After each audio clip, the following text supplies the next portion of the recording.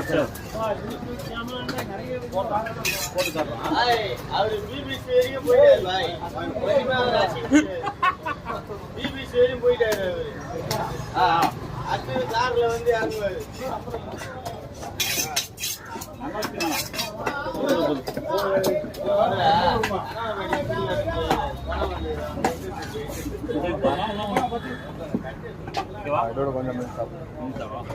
நிக்குமா